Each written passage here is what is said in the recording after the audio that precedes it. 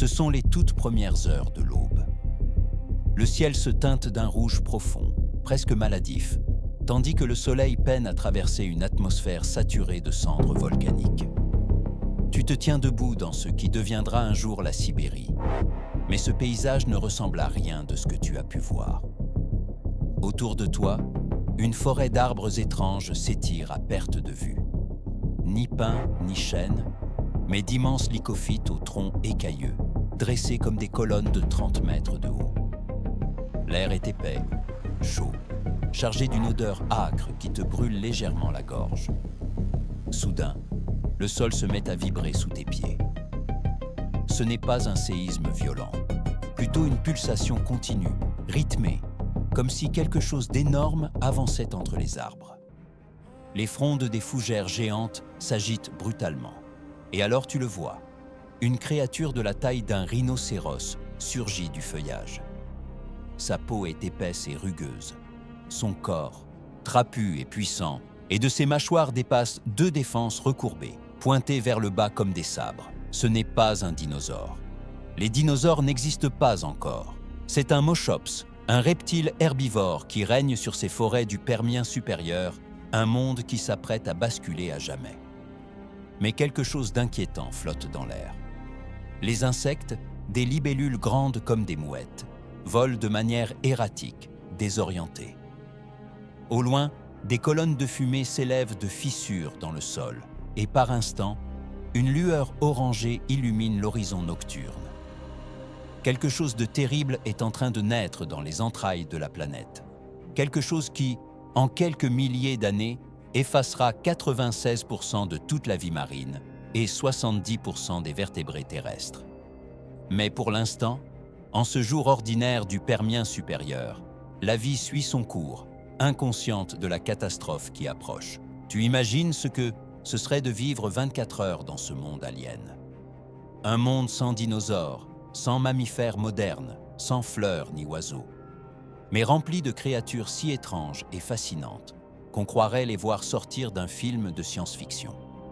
Aujourd'hui, cher explorateur du temps, je t'invite à vivre une journée entière sur la Terre du Permien supérieur, il y a plus de 252 millions d'années, juste avant que la planète ne traverse l'événement d'extinction le plus dévastateur de toute son histoire.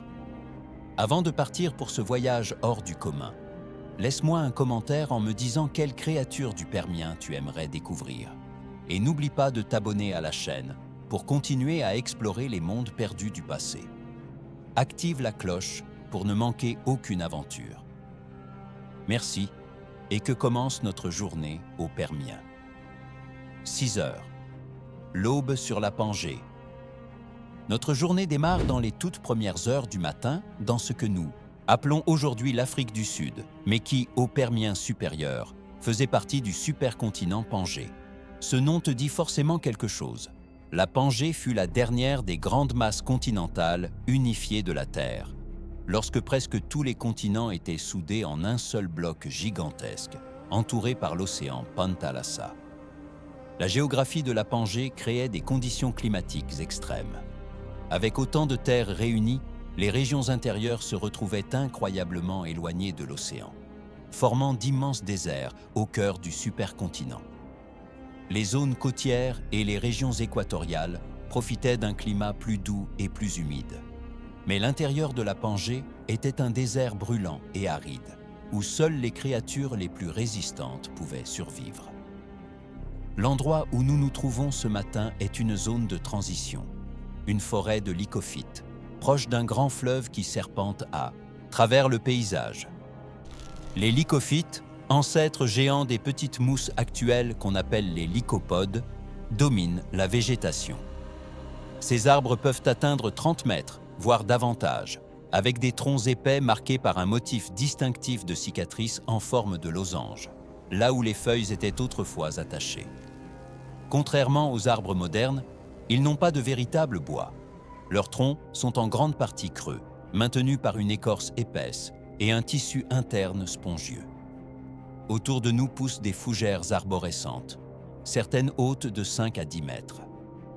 Leurs immenses frondes s'ouvrent comme des ombrelles vertes, filtrant la lumière de l'aube en taches mouvantes, sur le sol de la forêt. On voit aussi des Glossopteris, des plantes à graines typiques de l'hémisphère sud de la Pangée, reconnaissables à leurs feuilles en forme de langue. Elles sont si abondantes et si caractéristiques que les géologues s'en servent pour identifier les roches permiennes de l'hémisphère sud. Mais ce qui attire le plus l'attention, ce sont les conifères primitifs. Rien à voir avec nos pins ou nos sapins.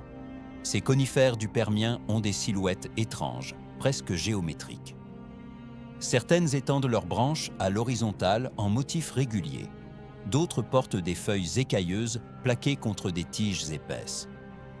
Ce sont les plantes à graines dominantes du Permien, et leur succès évolutif tient à une innovation décisive, la graine. Contrairement aux fougères et aux lycophytes, qui dépendent des spores et ont besoin d'eau pour se reproduire, les plantes à graines peuvent se reproduire dans des environnements plus secs, un avantage immense sur de vastes régions de la Pangée. L'air du matin est rempli de sons étranges. Il n'y a aucun chant d'oiseaux, parce que les oiseaux n'existent pas encore. À la place, on entend le bourdonnement grave d'insectes géants. Des libellules aux ailes déployées sur près de 70 cm patrouillent dans les clairières, capturant en vol des proies plus petites. Leurs ailes irisées accrochent la lumière naissante, lançant des éclats de couleurs à chaque virage, avec une agilité presque irréelle. Au sol, entre la litière de feuilles et les fougères basses, se déplacent des créatures qui semblent sorties d'un cauchemar. Un arthropleura, un myriapode géant apparenté aux 1000 pattes actuelles, mais de la taille d'un crocodile, rampe lentement sur l'humus. Cet herbivore cuirassé se nourrit de matière végétale en décomposition, utilisant ses nombreuses pattes avec une grâce surprenante malgré son gabarit. Même si l'arthropleura a connu sa taille maximale au Carbonifère, quand l'oxygène atmosphérique était encore plus élevé, certains grands individus persistent encore au Permien. D'un tronc tombé surgit un Mésosaurus, un petit reptile, aquatique d'environ 30 cm, qui a passé la nuit à l'abri sur la rive. Cet animal est fascinant, parce qu'il fait partie des premiers reptiles à retourner à l'eau après que leurs ancêtres eurent conquis la terre ferme. Il a un corps allongé, des pattes palmées et une queue aplatie latéralement qu'il utilise pour nager. Ses mâchoires sont garnies de dents fines et pointues, parfaites pour attraper les petits crustacés dont il se nourrit. Le Mésosaurus glisse vers le fleuve, dont l'eau reflète les couleurs changeantes du ciel. Ici, le fleuve est l'artère vitale de l'écosystème. Il apporte de l'eau douce dans un monde où beaucoup de régions subissent des sécheresses saisonnières sévères. Le long de ces berges poussent des fourrés denses de prêles géantes, des plantes primitives apparentées aux prêles modernes, qui peuvent atteindre plusieurs mètres au Permien. À mesure que le soleil monte lentement, la température grimpe. Le Tsai-Cécine, climat du Permien supérieur, est globalement plus chaud que le nôtre, sans calotte polaire permanente.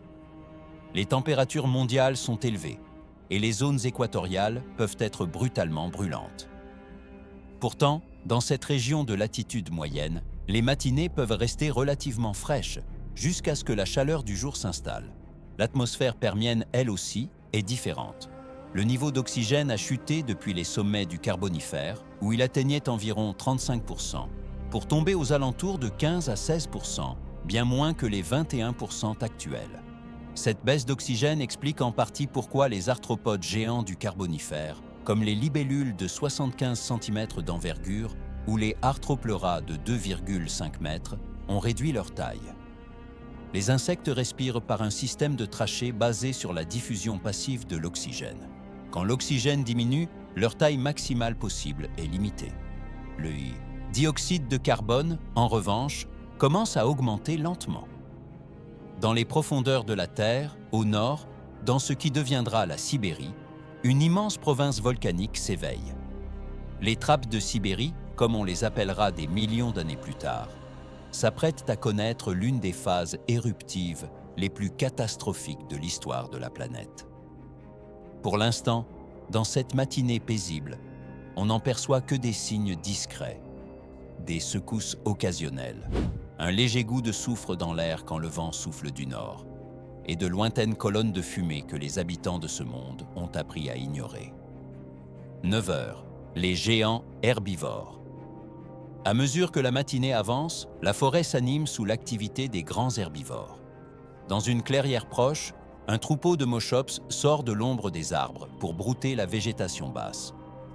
Ces animaux extraordinaires sont des thérapsides, membres d'un groupe qui inclut les ancêtres des mammifères modernes, même si, au premier regard, les moschops ne ressemblent presque en rien à ce que nous appelons aujourd'hui un mammifère. Un moschops adulte peut peser jusqu'à 500 kg et dépasser 5 mètres de longueur. Son corps est massif, trapu, soutenu par des pattes robustes qui s'écartent sur les côtés dans une posture semi-fléchie, très éloignée de la démarche droite des mammifères modernes. Sa tête est énorme et surtout, son crâne est incroyablement épais. Les os se sont densifiés au point de sembler presque démesurés. Les scientifiques débattent depuis longtemps du rôle de ces crânes massifs. Certains pensent qu'ils servaient à des affrontements rituels par coups de tête, comme chez les béliers. D'autres estiment qu'il s'agissait simplement d'une protection contre les prédateurs. Les moschops se nourrissent avec voracité, arrachant fougères, branches basses et feuillages grâce à leurs mâchoires puissantes. Contrairement aux herbivores modernes dotés de dents spécialisées pour mâcher, les moschops ont des dents assez uniformes, faites pour couper et déchirer la végétation. La digestion de cette matière fibreuse se faisait probablement dans un long tube digestif aidé par des bactéries symbiotiques, un peu comme chez les herbivores actuels. Leur structure sociale semble complexe. Le troupeau que nous observons rassemble des individus de tous âges, des jeunes de la taille d'un grand chien jusqu'aux adultes massifs. Les plus grands, probablement des mâles, occupent les positions centrales, tandis que les plus jeunes restent en périphérie, plus vigilants face aux dangers. Non loin des moschops, un autre herbivore remarquable se montre, un Scutosaurus, un pareiasaure massif, l'un des plus grands reptiles herbivores du Permien. L'animal est impressionnant, il peut atteindre 3 mètres de long et dépasser la tonne. Sa peau est couverte d'ostéodermes, des plaques osseuses incrustées, qui forment une armure redoutable contre les attaques. Sa tête est large et aplatie, ornée de petites protubérances cornues qui dépassent du crâne. Le Scutosaurus se déplace lentement, avec une démarche lourde qui fait vibrer légèrement le sol à chaque pas. Il broute des plantes basses, utilisant son bec corné pour couper des végétaux durs.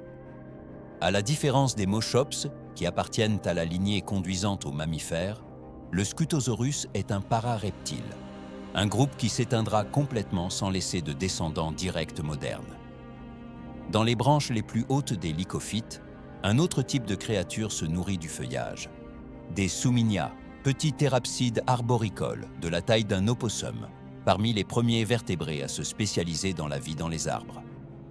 Ils ont des griffes recourbées pour s'agripper aux branches et des queues préhensiles pour garder l'équilibre. Leurs dents montrent des adaptations à un régime herbivore, avec des molaires aplatis capables de broyer la matière végétale. La présence de Suminia dans la canopée est importante. Elle marque l'exploration d'un nouveau créneau écologique. Au Carbonifère, les arbres étaient surtout le domaine des invertébrés, notamment des insectes. Au Permien, les vertébrés commencent à coloniser les cimes, ouvrant une voie qui se poursuivra tout au long de l'histoire évolutive des animaux terrestres. La forêt résonne des bruits de cette alimentation. Branches qui craquent, frottements de corps massifs contre la végétation, grognements et souffles brusques. Ces sons seraient étranges à nos oreilles modernes. Les moschops ne mugissaient sans doute pas comme des vaches, ni ne barrissaient comme des éléphants. Leur vocalisation pouvait ressembler à des sifflements gutturaux, des expirations profondes, voire des infrasons trop graves pour être clairement perçus par l'oreille humaine. La quantité de végétation consommée est stupéfiante. Un groupe de moschops et de Scutosaurus peut ravager une zone en quelques jours, les obligeant à se déplacer sans cesse vers de nouveaux secteurs. Ce pâturage intensif modifie la structure de la forêt, crée des clairières et favorise l'apparition de plantes pionnières qui profitent des milieux perturbés. 12 heures. Midi, et l'entrée des prédateurs. À midi, le soleil est haut et la chaleur devient oppressante.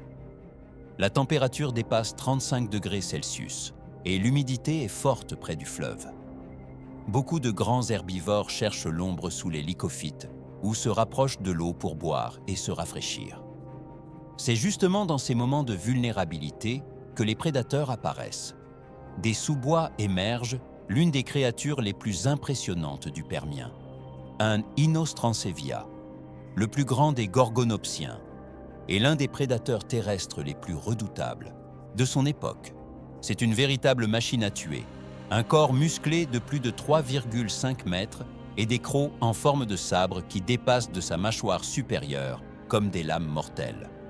Les gorgonopsiens, comme Inostrancevia, sont des thérapsides, donc plus proches des mammifères que des reptiles modernes. Ils représentent une étape fascinante entre reptiles primitifs et véritables mammifères. Sans être des mammifères, ils présentent déjà des traits mammaliens, des membres placés davantage sous le corps, offrant une locomotion plus efficace, une dentition différenciée avec incisives, canines et dents postérieures distinctes, et probablement un métabolisme plus élevé que celui des reptiles typiques, même s'il n'atteignait pas celui des mammifères modernes. L'Inostrancevia que nous observons est une femelle, un peu plus petite que les plus grands mâles, mais tout aussi dangereuse. Elle avance silencieusement vers la clairière où les Moschops se reposent, le corps bas, la tête tendue dans une posture classique d'affût.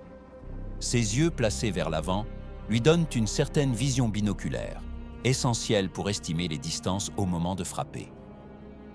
La cible semble être un Moschops juvénile qui s'est trop éloigné des adultes. Inostrancevia exploite l'erreur avec une précision létale. Dans une explosion de vitesse surprenante pour un animal de cette taille, elle referme la distance en quelques secondes. Ses énormes canines supérieures, longues jusqu'à 15 cm, s'enfoncent profondément dans le cou du jeune Moschops, perforant muscles et vaisseaux vitaux. L'attaque est brutale, mais efficace. Le juvénile s'effondre, poussant des cris de détresse qui alertent le troupeau. Les adultes se retournent, agités, menaçants, mais Inostrancevia a déjà assuré sa prise. Les Moschops adultes, malgré leur masse et leur crâne épaissi, restent des herbivores. Ils n'ont pas l'arsenal pour affronter vraiment un prédateur spécialisé. Après quelques instants de tumulte, le troupeau recule et se retire, laissant la prédatrice seule avec sa proie. Inostrancevia commence à se nourrir immédiatement. Contrairement aux carnivores mammifères modernes, souvent obligés de se dépêcher par crainte qu'un rival leur vole la carcasse, Inostrancevia est ici le super prédateur incontesté. Elle peut manger sans se presser, déchirant de grands morceaux de chair à l'aide de ses dents antérieures. Mais elle n'est pas totalement seule. Très vite, l'odeur du sang attire d'autres animaux. Un groupe d'Antéosaurus, des thérapsides plus primitifs que les gorgonopsiens mais encore de redoutables prédateurs, observe de loin. Les Antéosaurus sont massifs, certains atteignant 5 à 6 mètres, avec d'énormes crânes et des dents acérées. Ils sont toutefois plus lents, moins spécialisés et dépendaient probablement autant de la charogne que de la chasse active. Le plus grand du groupe, un mâle dominant, s'approche lentement. Il est plus grand qu'Inostrancevia, mais la gorgonopsienne ne veut pas partager. Elle se tourne vers lui en sifflant, exhibant ses dents maculées de sang. L'Antéosaurus s'immobilise, jauge. Après un court face-à-face, il décide que le risque ne vaut pas la peine et recule. Il attendra. Il sait qu'Inostrancevia finira par se rassasier et abandonnera ce qu'il restera. Pendant ce temps, dans les arbres au-dessus de la scène, de petites créatures observent, immobiles. Les Souminia restent figés. Un mouvement brusque pourrait attirer une attention dangereuse. Sur la berge, plusieurs sclérocéphalus, des amphibiens primitifs ressemblant à des salamandres, mais beaucoup plus grands, sortent prudemment du fleuve. Ces animaux, qui peuvent atteindre 2 mètres, vivent surtout dans l'eau, mais s'aventurent parfois sur la terre ferme pour profiter d'opportunités, alimentaires comme celle-ci. Les insectes, eux aussi, réagissent vite. Des mouches primitives, lointaines parentes de nos mouches modernes, se rassemblent déjà, attirées par l'odeur. Au Permien, les insectes occupent une multitude de niches. Herbivores, prédateurs, charognards, parasitoïdes. Les mouches permiennes ne sont pas identiques aux nôtres, mais elles jouent des rôles écologiques similaires. La scène dure plus d'1 heure. Inos transevia consomme une quantité impressionnante de viande, assez pour tenir plusieurs jours. Les prédateurs thérapsides, comme elle, avaient probablement un métabolisme plus élevé que celui des reptiles typiques, mais plus bas que celui des mammifères modernes. Ils doivent manger régulièrement, sans toutefois nécessiter la fréquence d'un carnivore mammifère de taille équivalente. Finalement rassasiée, Inos transevia se retire dans la forêt pour se reposer et digérer. À peine a-t-elle disparu que d'autres s'approchent de la carcasse. Les antéosaurus obtiennent enfin leur chance, rejoints par d'autres charognards, reptiles plus petits, amphibiens et même des invertébrés. En quelques heures, il ne restera presque rien du Moschops juvénile, sinon des os dispersés et des traces de sang dans la terre. Ce cycle de prédation et de charognage est essentiel au fonctionnement de l'écosystème permien. Les grands prédateurs régulent les populations d'herbivores, empêchant qu'ils ne dévorent toute la végétation. Les charognards recyclent les nutriments, restituant à l'écosystème ce qui, autrement, resterait enfermé dans des cadavres en décomposition. 3 heures, la vie dans le fleuve. À mesure que l'après-midi avance, nous quittons la forêt pour nous rapprocher du fleuve, où prospère un écosystème totalement différent. Ici, le cours d'eau est large et lent, avec des zones peu profondes pleines de végétation aquatique et des fosses plus profondes où l'eau devient sombre, presque mystérieuse. Les berges sont bordées de prêles géantes et de fougères qui se penchent au-dessus de l'eau. Dans les eaux basses, on aperçoit du mouvement. Un groupe de Diplocolus nage en ondulant. Ces amphibiens sont immédiatement reconnaissables à leur tête en forme de boomerang. Leur crâne élargi sur les côtés a peut-être servi d'hydrofoil, aidant à manœuvrer, ou de défense contre les prédateurs, rendant difficile l'ingestion d'un Diplocolus. Les Diplocolus restent relativement petits, environ 60 cm. Ils se nourrissent de petits invertébrés aquatiques, de jeunes poissons et de larves. Leurs yeux sont placés sur le dessus de la tête, ce qui leur permet de rester cachés au fond, tout en surveillant la surface, à l'affût des proies ou des dangers. Mais ils ne sont pas seuls. Des formes bien plus grandes rôdent dans les profondeurs. Un Prionosuchus, l'un des plus grands amphibiens ayant jamais existé, repose sur le lit du fleuve. Ce superprédateur aquatique peut atteindre 9 mètres, rivalisant avec les crocodiles modernes. Son corps est long, presque serpentin, avec des pattes courtes, quasi vestigiales, plus utile pour se traîner au fond que pour nager. Sa tête est large et plate, équipée de mâchoires garnies de dents coniques et tranchantes, parfaites pour saisir de gros poissons et d'autres amphibiens. Prionosuchus est un chasseur à l'affût. Il peut rester immobile pendant des heures, confondu avec le fond, attendant qu'une proie passe trop près.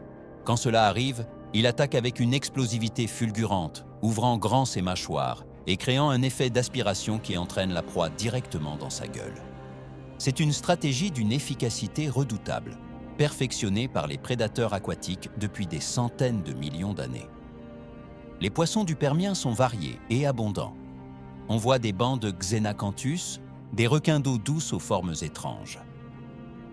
Contrairement aux requins marins modernes, les Xenacanthus portent une longue épine proéminente à l'arrière de la tête, peut-être pour se défendre contre des prédateurs plus grands. Leur nageoire dorsale s'étire sur presque toute la longueur du corps, leur donnant une silhouette unique. Ce sont des chasseurs polyvalents, capables de manger d'autres poissons, des invertébrés et même de petits amphibiens. On observe aussi des poissons osseux primitifs, ancêtres de l'immense diversité des poissons osseux modernes. Ils sont généralement plus petits que les Xenacanthus, avec des corps fuselés et des écailles brillantes.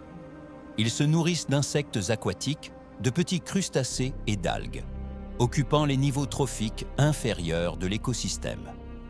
À la surface, les insectes aquatiques pullulent. Larves d'éphémères, libellules primitives et autres espèces se nourrissent de détritus et de micro-organismes. Les libellules adultes émergent de l'eau une fois leur développement larvaire terminé, passant de prédateurs aquatiques à chasseurs aériens.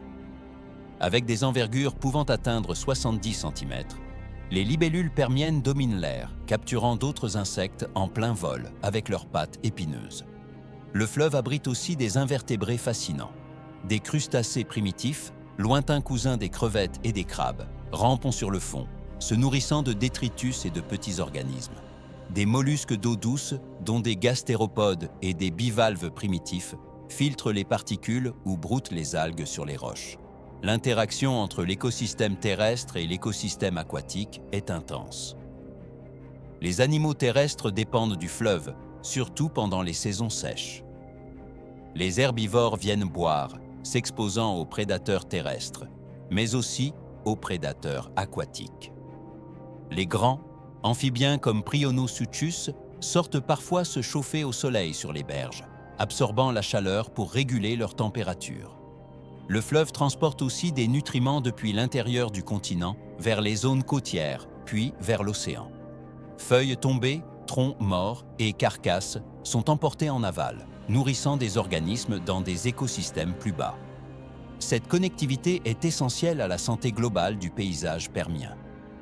Mais en observant l'eau, on remarque quelque chose de troublant. À certains endroits, elle paraît moins claire, avec une légère teinte rougeâtre. De petits poissons morts flottent parfois à la surface. Ce sont des signes discrets de stress environnemental, peut-être liés à une augmentation du ruissellement de sédiments et de composés chimiques depuis des régions volcaniques actives au nord. La planète change, lentement, inexorablement, et ces changements finiront par devenir catastrophiques. 6 heures. Le crépuscule et la nuit s'éveillent. Quand le soleil descend vers l'horizon, la forêt se transforme encore. Les couleurs du coucher sont spectaculaires, mais étranges. Rouge profond, orange brûlant et parfois des éclats verdâtres lorsque la lumière traverse les couches de cendres volcaniques de la haute atmosphère. Le ciel du Permien a souvent cette qualité surréaliste, surtout là où l'activité volcanique est importante. La température baisse et les animaux réagissent. Les moschopes et les scutosaurus cherchent des zones protégées pour passer la nuit, se regroupant pour conserver la chaleur et bénéficier de la sécurité du nombre. Certains grands amphibiens comme Sclerocéphalus retournent complètement à l'eau, où ils resteront immergés, ne remontant qu'occasionnellement pour respirer. Mais alors que certains se préparent au repos, d'autres commencent leur journée. Le Permien abrite une faune nocturne riche, adaptée à exploiter les ressources des heures sombres, quand beaucoup de prédateurs diurnes deviennent inactifs. L'un des animaux nocturnes les plus fascinants est Souminia, le petit thérapside arboricole aperçu plus tôt. Même s'il peut être actif le jour, nombre d'espèces étaient probablement plus actives au crépuscule et pendant la nuit. Leurs grands yeux suggèrent une adaptation à la faible lumière. La nuit, ils se nourrissent de jeunes pousses, de sève et peut-être d'insectes, descendant parfois au sol pour boire ou chercher une ressource particulière. Autres habitants remarquables de la nuit, les croniosuchiens, un groupe de reptiliomorphes aujourd'hui éteints, occupant des niches proches de celles des crocodiles modernes. Ils passaient la journée cachés dans des terriers ou sous des troncs et sortaient au crépuscule pour chasser. Avec leur corps aplati et leurs pattes courtes, ils étaient de bons nageurs, mais aussi capables de se déplacer efficacement à terre. Ils mangeaient poissons, petits amphibiens et tout ce qu'ils pouvaient attraper sur les berges. Les insectes nocturnes deviennent eux aussi actifs. Des papillons de nuit primitifs, ancêtres lointains des nôtres, émergent pour se nourrir du nectar de gymnospermes à structure florale primitive. Les véritables plantes à fleurs, angiospermes, n'apparaîtront qu'au Crétacé, mais certaines gymnospermes du Permien produisaient déjà des structures ressemblant à des fleurs, capables d'attirer des insectes pollinisateurs. Cette relation mutualiste reste primitive, mais elle installe déjà des schémas qui domineront les interactions plantes-pollinisateurs durant des centaines de millions d'années. Les arachnides nocturnes sont particulièrement nombreux. Des scorpions primitifs, certains dépassant 20 cm, sortent de leur cachette pour chasser. Ils possèdent déjà des aiguillons venimeux et sont des prédateurs efficaces d'insectes, d'autres arachnides, et, même de petits vertébrés. Les araignées primitives, moins diversifiées que dans les ères suivantes, chassent aussi la nuit, surtout en embuscade, plutôt qu'avec des toiles complexes qui évolueront plus tard. Le ciel nocturne permien n'est pas le nôtre. La Lune apparaît légèrement plus grande parce qu'elle est plus proche de la Terre. Elle s'éloigne progressivement à un rythme d'environ 3,8 cm par an, ce qui signifie qu'il y a 252 millions d'années, elle était environ 9600 km plus proche. Les étoiles sont les mêmes, mais les constellations ne ressemblent pas à celles que nous connaissons. Elles se transforment lentement au fil du temps, à mesure que les étoiles se déplacent dans la galaxie. Et si l'on observe bien l'horizon nord, on aperçoit parfois des lueurs fugaces. Ce ne sont pas des éclairs, mais le reflet d'éruptions volcaniques lointaines dans les trappes de Sibérie. Elles gagnent en fréquence et en intensité, déversant d'immenses quantités de lave, de cendres et de gaz dans l'atmosphère. Même si le point culminant de cette activité est encore à des milliers d'années, elle commence déjà à modifier le climat global. 9 heures, au cœur de la nuit. À mesure que la nuit avance, la forêt devient plus sombre, plus mystérieuse. La lune, maintenant haute, éclaire assez pour distinguer la silhouette des arbres géants et le mouvement furtif d'un animal. Les sons nocturnes n'ont rien à voir avec ceux du jour. Bourdonnement constant des insectes, éclaboussures occasionnelles dans le fleuve et des bruits qu'on n'identifie pas tout à fait. Rappel brutal que nous sommes dans un monde réellement étranger. Les grands prédateurs nocturnes sont eux aussi en action. Un gorgonopsien plus petit que l'Inostrancevia de tout à l'heure, mais encore redoutable, se glisse silencieusement dans le sous-bois. Les gorgonopsiens ont des sens affinés pour la chasse nocturne. Une bonne vision en faible lumière, une excellente audition et probablement un odorat raisonnablement développé. Cet individu cherche des proies plus modestes que les moschops, peut-être un dictodon, un petit thérapside fouisseur de la taille d'un lapin. Les dictodons sont incroyablement abondants au Permien supérieur et leurs fossiles apparaissent en quantité énorme en Afrique du Sud. Ils vivaient dans des terriers complexes qu'ils creusaient eux-mêmes et sortaient surtout la nuit pour se nourrir de racines, de tubercules et de végétation basse. Ce sont des herbivores spécialisés, avec 2 défenses supérieures proéminentes, probablement utiles pour creuser et peut-être pour se défendre. Le gorgonopsien repère un terrier et s'accroupit près de l'entrée, patient, immobile. Cette stratégie exige une attente longue et un silence total. Au bout de presque 1 heure, un dictodon sort prudemment, reniflant l'air. L'attaque est instantanée, mais le petit herbivore est rapide. En une fraction de seconde, il replonge dans son terrier et disparaît de justesse. Le prédateur, frustré, finit par abandonner et repart en quête d'une autre occasion. Dans la canopée, les Souminia sont très actifs. Ils sautent de branche en branche avec agilité, échangeant de petits cris discrets. Leurs grands yeux leur permettent de se déplacer dans les cimes, même dans l'obscurité. Par moments, ils attrapent des insectes nocturnes, complétant ainsi un régime majoritairement végétal par un apport de protéines. Le fleuve, lui, paraît calme en surface, mais la vie s'agite en dessous.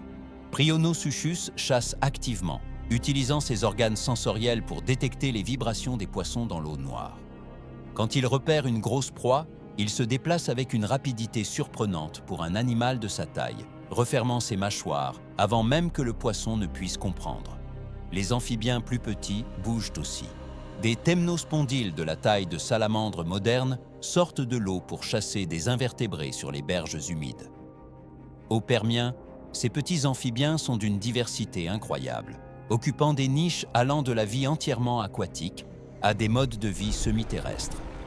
Ce qui frappe, dans la nuit permienne, c'est l'absence de certains sons familiers. Pas de concert de grenouilles comme on l'entend aujourd'hui, même si les amphibiens permiens produisaient peut-être quelques vocalisations. Pas de chants de grillons comme on les connaît, même si certains orthoptères primitifs pouvaient striduler. Pas de hurlements de loups, pas de ululements de chouettes, pas de cris de chauve-souris.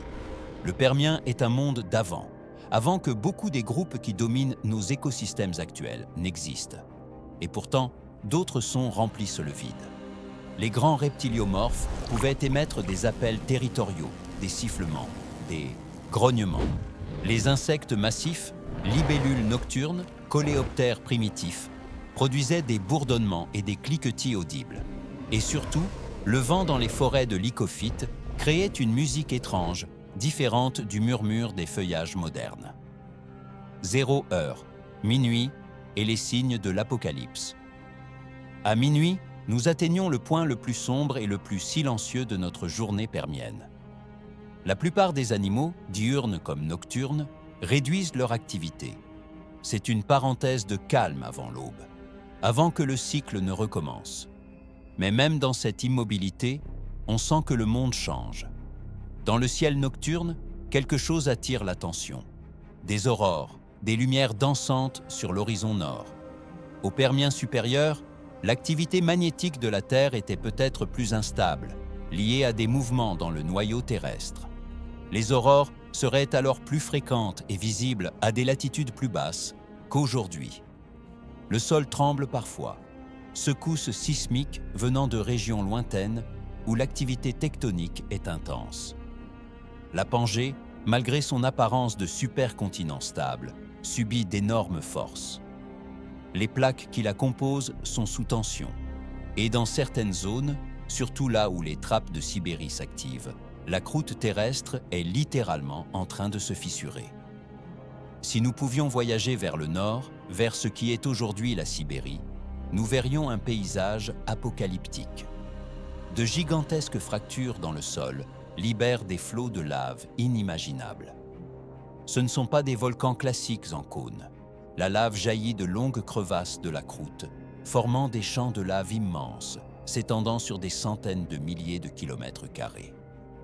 Ces éruptions relâchent dans l'atmosphère des quantités colossales de gaz, dioxyde de carbone, dioxyde de soufre, méthane et d'autres composés volatiles. Le dioxyde de soufre réagit avec la vapeur d'eau et forme de l'acide sulfurique, provoquant des pluies acides sur des régions entières. Le CO2 fait monter les températures par effet de serre. Le méthane, libéré de dépôts souterrains chauffés par les éruptions, est un gaz à effet de serre encore plus puissant que le CO2. Ces changements se déroulent sur des échelles allant de quelques décennies à quelques millénaires, trop vite pour que de nombreuses espèces puissent s'adapter. Les océans commencent à absorber l'excès de CO2, s'acidifient et deviennent moins capables de soutenir les organismes à coquilles ou squelettes calcaires. La température des mers augmente, réduisant l'oxygène dissous. Dans les profondeurs, les zones anoxiques s'étendent, créant d'immenses zones mortes. Sur Terre, la hausse des températures stresse les écosystèmes. Les plantes, adaptées à des conditions plus fraîches et plus stables, commencent à souffrir. Les forêts de lycophytes, dépendantes d'environnements humides, reculent à mesure que les sécheresses deviennent plus fréquentes et plus sévères. Les herbivores qui dépendent de ces plantes peinent de plus en plus à trouver assez de nourriture. Les carnivores, à leur tour, souffrent de la diminution des proies. Les grands prédateurs comme Inostrans et Via sont parmi les premiers touchés. Ils ont besoin de grandes quantités de nourriture pour soutenir leur métabolisme relativement élevé. Les populations de gorgonopsiens se fragmentent et déclinent. Et pourtant, à cet instant, dans cette nuit tranquille, ces changements restent subtils. Le Moschops endormi dans la forêt ne sait pas que son espèce est condamnée. Le Prionosuchus embusqué dans le fleuve n'imagine pas que les amphibiens géants seront décimés par l'extinction à venir. Le Dictodon dans son terrier n'a aucune idée qu'il vit les derniers jours d'une ère. Lorsque l'extinction Permien-Trias frappera pleinement, il y a 252 millions d'années, elle deviendra la plus sévère de l'histoire connue de la Terre. Environ 96% des espèces marines et 70% des vertébrés terrestres disparaîtront. Des écosystèmes entiers s'effondreront. Des groupes dominants comme les trilobites, qui avaient survécu à toutes les extinctions précédentes pendant plus de 270 millions d'années, s'éteindront complètement. Les gorgonopsiens, superprédateurs du Permien, disparaîtront sans descendants directs. Mais l'extinction ouvrira aussi des opportunités. Les lignées survivantes se diversifieront rapidement au Trias inférieur. Les thérapsides rescapés, surtout les cynodontes, évolueront finalement vers les vrais mammifères. Et un groupe de reptiles jusque-là assez discrets, les archosaures, profitera des niches laissées vacantes, donnant naissance aux dinosaures, aux ptérosaures et aux crocodiles. 3 heures, les heures avant l'aube. Dans les heures les plus sombres, juste avant le lever du soleil, l'air semble chargé d'anticipation. Les animaux nocturnes terminent leurs activités, tandis que les premiers diurnes commencent à s'éveiller. C'est une zone de transition, un bref chevauchement entre deux mondes. Dans les arbres, les Souminia cherchent des endroits sûrs pour dormir. Certains se blottissent dans des cavités, d'autres se cachent dans un feuillage dense. Leur survie dépend de leur capacité à rester invisibles aux prédateurs diurnes qui se mettront à chasser dès que la lumière suffira. Au sol, les invertébrés sont incroyablement actifs. Des 1000 pattes géants, parfois longs comme un bras humain, avancent lentement dans la litière, se nourrissant de matière végétale en décomposition. Ils jouent un rôle essentiel dans le recyclage des nutriments. Ils dégradent la matière morte et la rendent disponible pour les plantes. Les scorpions, qui ont chassé toute la nuit, commencent à regagner leurs abris. Certains s'enfouissent dans le sol meuble, d'autres se cachent sous des roches ou des troncs. Ils resteront inactifs pendant la chaleur du jour, économisant eau et énergie. Dans le fleuve, les poissons se déplacent vers des eaux plus profondes ou vers des zones de végétation dense, où ils pourront se dissimuler aux prédateurs qui apparaîtront avec le jour. Les amphibiens nocturnes retournent à l'eau ou cherchent des endroits humides et ombragés pour garder leur peau humide. À l'est, le ciel pâlit lentement. Une bande claire se dessine, contrastant avec l'obscurité profonde du reste du firmament. Les premiers oiseaux du Permien, sauf qu'il n'y a pas d'oiseaux. Cette pensée rappelle encore que nous sommes dans un monde d'avant. Pas d'oiseaux pour chanter à l'aube, pas de mammifères courant entre les troncs, pas de plantes à fleurs. Un monde radicalement différent, et pourtant, par certains aspects, étrangement proche du nôtre. Les insectes volants s'éveillent. Les libellules, restées perchées toute la nuit, commencent à réchauffer leurs muscles de vol en faisant vibrer leurs ailes avant de décoller. C'est coûteux en énergie, mais indispensable. Les muscles de vol des insectes fonctionnent mal à froid. Quelque part dans la forêt, une Inostrancevia se réveille de son repos digestif. Elle a passé la nuit et une partie de la journée précédente à digérer son grand repas. À présent, plus légère, elle est prête à se déplacer. Elle n'a pas encore faim, mais l'instinct la pousse à patrouiller, marquant les limites de son territoire avec des sécrétions de glandes spécialisées, avertissant les autres prédateurs que la zone est occupée. Les grands herbivores commencent aussi à se réveiller. Les moschops adultes se redressent lourdement, secouant leur corps massif. Les jeunes sont plus vifs. Ils bondissent, jouent brièvement, avant que le troupeau ne reprenne ses migrations quotidiennes vers de nouvelles zones de nourriture. Ce jeu chez les juvéniles est fascinant. Il suggère que même ces reptiles primitifs possédaient déjà des comportements sociaux complexes. 5h30, le cycle se referme. Alors que nous arrivons au terme de nos 24 heures, le cycle est sur le point de se compléter. Le soleil se lève à nouveau, repeignant le ciel des mêmes couleurs étranges et magnifiques qu'au début du voyage. La forêt s'éveille et la vie entame une nouvelle journée, encore et encore, dans sa lutte éternelle pour survivre. On repense à tout ce qu'on a vu. Ce monde permien est à la fois familier et alien. Les principes écologiques fondamentaux sont les mêmes. Des producteurs primaires, les plantes, convertissent la lumière en énergie chimique. Des herbivores se nourrissent des plantes. Des carnivores chassent les herbivores. Des charognards et décomposeurs recyclent les nutriments. Les réseaux trophiques obéissent aux mêmes lois que dans les écosystèmes modernes. Mais les acteurs de ce drame sont totalement différents. Il n'y a pas un seul vrai mammifère, même si les thérapsides comme Moschops et Inostrancevia représentent des étapes sur la route des mammifères. Pas de dinosaures, pas d'oiseaux, pas de plantes à fleurs. Les arthropodes sont, sous certains aspects, plus grands et plus variés que leurs descendants modernes. Les amphibiens géants dominent les milieux aquatiques comme ils ne le feront plus jamais. On a aussi perçu les signaux discrets de la catastrophe à venir. l'augmentation de l'activité volcanique, les modifications climatiques, le stress des écosystèmes. Tout cela va s'accélérer dans les milliers d'années qui suivront, jusqu'à l'extinction de masse la plus sévère que la planète ait jamais connue. Et pourtant, au milieu de cette dévastation annoncée, il y a une forme d'espoir. La vie est incroyablement résiliente. Les survivants de l'extinction Permien-Trias reconstruiront la biosphère, façonnant de nouveaux écosystèmes, aussi divers et complexes que ceux qui auront disparu. De ces survivants naîtront les dinosaures qui domineront le Mésozoïque, les mammifères qui domineront le Cénozoïque, et, bien plus tard, les êtres humains qui contempleront ce passé profond et vertigineux.